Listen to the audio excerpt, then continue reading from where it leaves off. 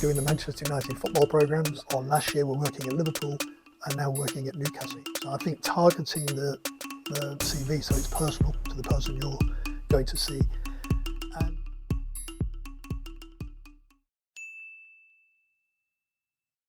I'm Phil Jones. My original skill sets, I was a typographer, typesetter, did an apprenticeship in Manchester doing the Manchester United football programmes back when it was Bobby Charlton, Dennis Law and Georgie Best, so that's a long while. Moved into a digital career. When digital first started to happen, I moved into a digital career, and things like the Podge lunches that we'll discuss later, they came a little bit later, so especially the sports. A typical day now is identifying guests. The most important thing for any lunch is that you have the variety of guests, male and female, the right levels of seniority, but always keeping an eye out for the people who are on their way up. So a lot of the people who come to my lunches now in the roles of chief exec, when they first came to a Podge lunch, and they were maybe 15 years ago, 10 years ago, sometimes even 5 years ago, they were in much lowlier jobs. So a normal day is doing a lot of research on who to invite, and also finding the right partners, just getting the right partners that will help us. So to keep the price at a level that most people can afford, the only way you can do that is if you've got subsidised. And to subsidise it, you want the right type of companies that are there supporting it, that have got a vested interest on being in the room and who add value. The main responsibility, it's a family business for Podge.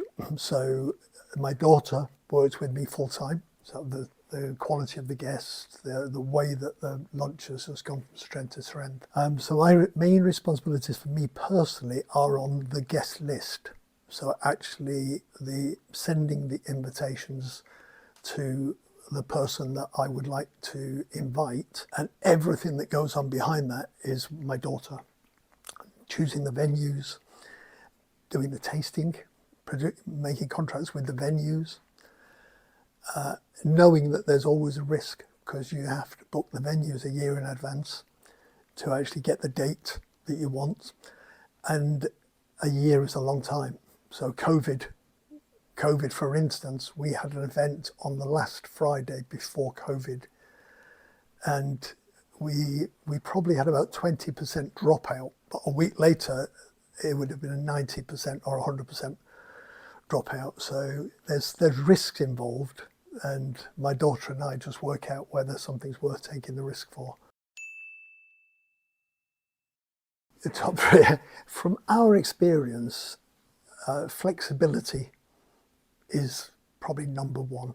It's above everything else. There's a lot of people who are very, very good at one thing, but if you're organising an event, you're getting a multitude of things thrown at you. So you've got to have the type of mindset where you can juggle several things, whether it be the venue or the guests or the food or the timeline if somebody's running over, all those things. It's just, you need a flexible mind.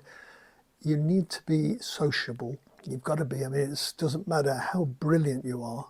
If your face doesn't show what your brain is thinking, people are not going to respond well to you. So when you're if you're going up to ask the chief exec of a massive sports club or organisation to change seats, there's a way that we'll do it where he'll be really happy to do that, and there's a way where you could really not make him happy. So it's just knowing how to treat people individually, and just being smart, really, because that smart doesn't mean wearing a suit, but it just means dressing for whatever the occasion is, and making sure that, so if everybody in the room is dressed in their own style, but I think the people who are serving them, which is me and my team, they've all got to make an effort and actually fit in with whatever the audience is. So that's it. So there's not a lot on those three things that you've said. There's not a lot there that doesn't come down to common sense.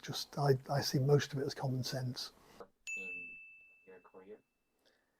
This question is a funny one for me because I have no qualifications whatsoever. My daughter got a degree in marketing, and that has been really, really useful in terms of our business model, if you like, because trying to work out what you do around an event and how you let people know what's going on. Her skills are really completely relevant for that. Our son runs a digital agency, and so when it comes to anything remotely technology related or building the website that's going to go live this week for Sports Podge. So it's a difficult one to know in the skills. I would say that probably the most important for you as you're all students at Coventry. I think it's just getting out there and meeting people, doing what you're doing today, but getting involved with volunteering. There's an awful lot of sports charities that are out there. They've all got very little money and not enough staff, and I think just by helping maybe some of those sports charities with what they're doing would be good for you and help you with those other skills like personality issues, because you'd be thrown in the deep end. So that's one of the things really. And also there are certain courses. So the course you're doing is marketing, sports marketing. There are other specific courses that are going on around the country. So there's a university in Liverpool that does an MBA in football, and it's very specific. Everybody that goes on that course is a 1-year course, but they're looking for a career in football. I think that's been going probably 20, 21 years now, the actual course, set up by a guy, amazing guy, Professor Rogan Taylor, and he set it up, and they somehow built a reputation where their students are now in all the top clubs.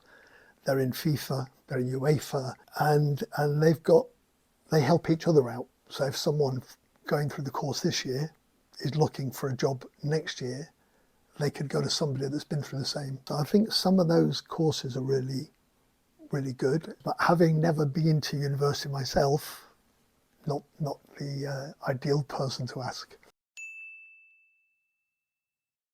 Building a career in the sports industry is definitely not easy, because there's a lot more people looking for the jobs than there are vacancies. You should, if you're not already all on LinkedIn, I would advise that you do go on LinkedIn, because it's a great source of knowing what's happening. A lot of things happen on there by recommendation. So if a sports agency are looking for somebody in their team, very often they will put a note on LinkedIn saying, can anybody recommend somebody for this role? And the people they're asking are people who they trust. So it's keeping abreast. It's how I do a lot of the work on Sports Podge, just keeping abreast of what's going on LinkedIn, who's moving. Were last year working at Manchester United and now working at Chelsea. Or last year were working at Liverpool and now working at Newcastle. And unless you're really on it, you would just lose track with those people. So keeping your little black book, in my case, my laptop, just keeping that up to date means that you can see who's going where. Send them a note, just say, well done, I hope it's all going well. Just stay on their radar when they move. And it's amazing how many nice things happen out of that, just being a nice person, basically.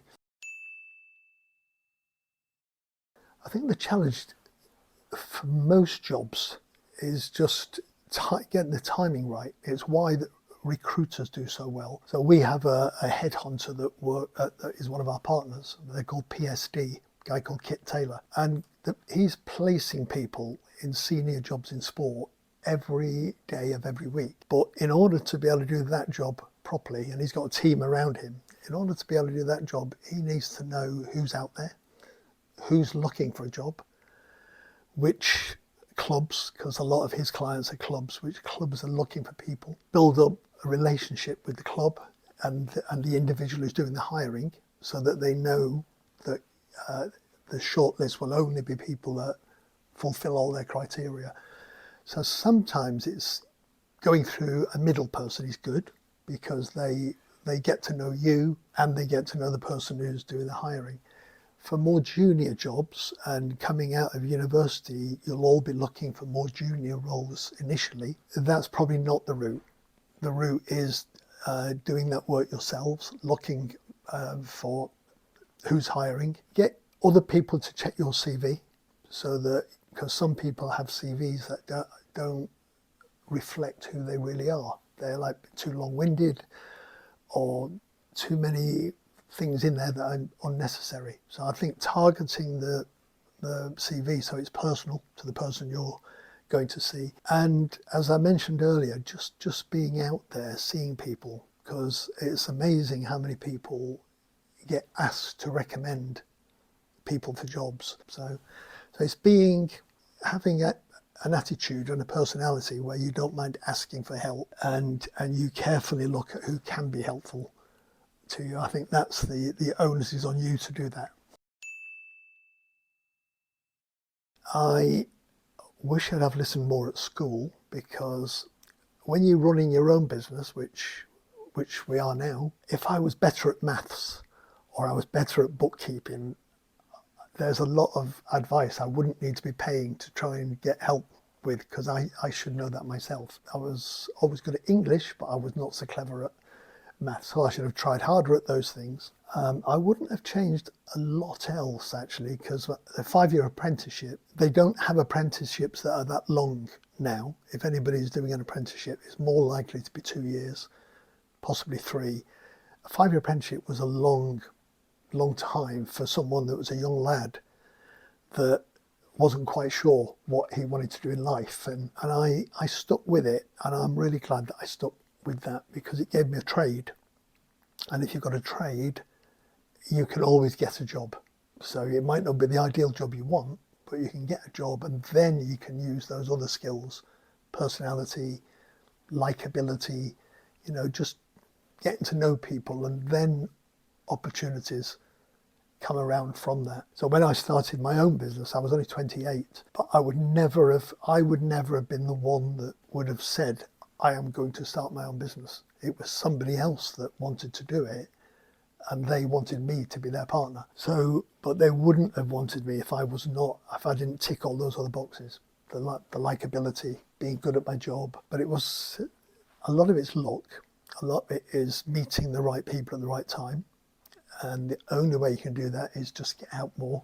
I think COVID was really awful for a lot of young people at university, people like yourselves who are travelling from another country. Really, really difficult with those COVID period. And I think now it all seems to be relaxing a little bit. So you should be okay now. By the time you all finish, easy peasy, lemon squeezy. The networking is ultra important. If you don't attend things, then you're not going to run into those accidental opportunities.